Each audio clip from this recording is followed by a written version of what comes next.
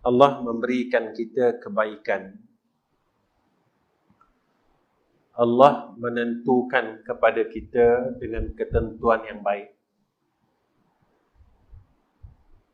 Kerana seseorang itu dapat melakukan kebaikan bukan disebabkan tahunya ataupun sebab dia ada ilmu. Seseorang yang boleh melakukan kebaikan bukan disebabkan dia kuat dan dia sihat. Seseorang yang boleh melakukan kebaikan bukan disebabkan dia sihat, tetapi anugerah daripada Allah Subhanahu wa ta'ala. Perkara yang paling kita takuti, seperti mana doa di dalam Al-Quran, Rabbana la tuzigh qulubana ba'da idh hadaitana wa hab lana min ladunka rahmah innaka antal wahhab. Perkara yang paling kita takuti iaitu setelah kita berada di dalam hidayah Allah, setelah kita berada dalam kebaikan, lalu Allah sesatkan hati kita daripada kebaikan kepada kesesatan. Inilah yang mana Sayyidina Rasulina Muhammad sallallahu alaihi wasallam minta umatnya supaya berdoa di dalam salat pada tasyahud akhir. Ya muqallibal qulub, tsabbit qalbi ala dinik wa ala ta'atik.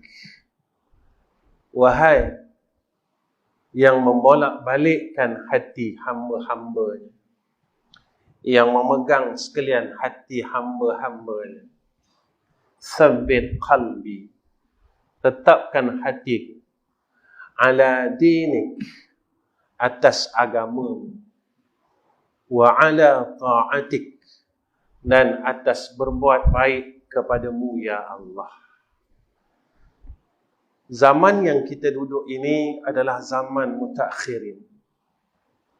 Zaman yang mana iman itu mula diangkat dalam hati orang mukmin sedikit demi sedikit. Seperti mana yang dinyatakan oleh Sayyidina Rasul. Sebab itu kita takut. Ketika fitnah zaman itu berlaku, kita masih hidup. Ketika fitnah yang besar itu yang disebutkan oleh Rasulullah sallallahu alaihi wasallam berlaku, kita masih hidup. Yang kita takuti, apakah ketika itu dan saat itu aku boleh istiqamah dan diistiqamahkan oleh Allah, ataupun aku tewas dalam iman ini, na'udzubillahi min zalik. Sebab pada ketika itu, kata Nabi, ramai orang yang tewas imannya. Ketika fitnah yang besar itu berlaku, ramai orang yang tewas akidahnya. Sebab kita tidak tahu bilakah waktunya zaman itu berlaku. Kerana ia di dalam rahsia Allah Subhanahu wa ta'ala. Tetapi perkara yang akan berlaku itu telah diberitahu oleh kekasih kita dan kekasih Allah, yaitu Sayyiduna Rasulina Muhammad sallallahu alaihi wasallam. Inilah yang menjadi ketakutan orang-orang saleh. Bukannya zaman ini kita melihat siapa paling hebat.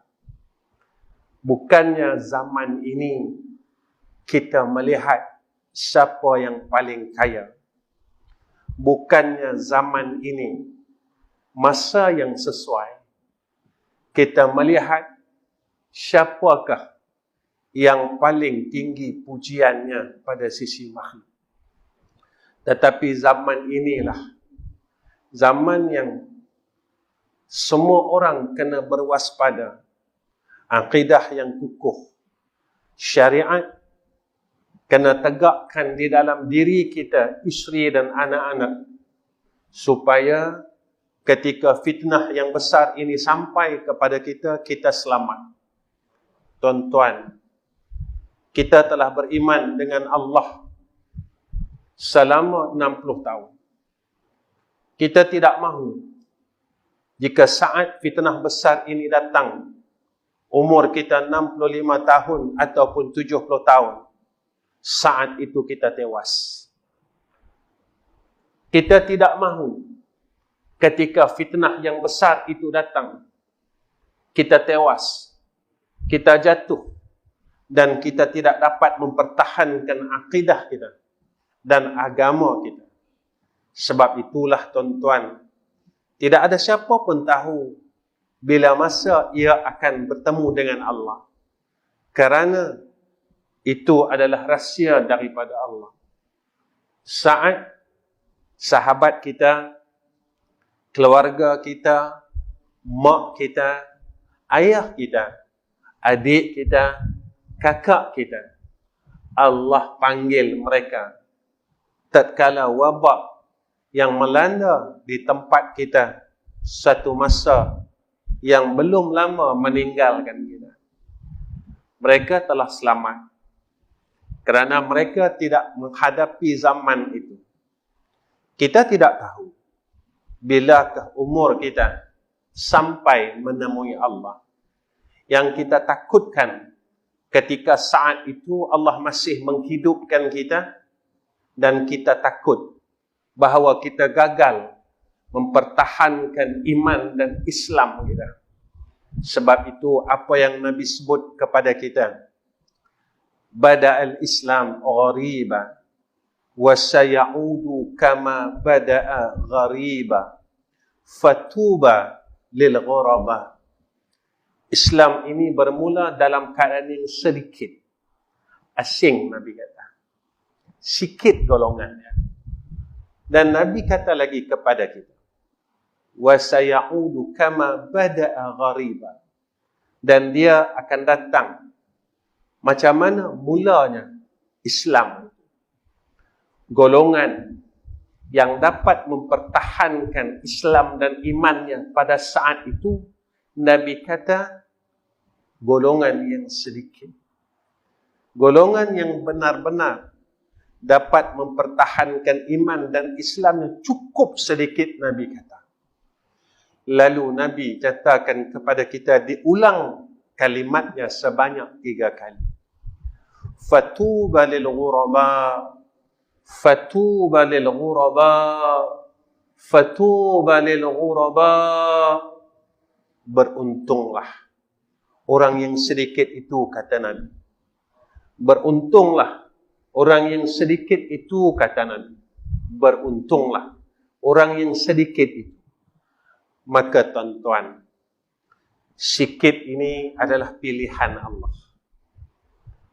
Sikit ini adalah pilihan daripada Allah.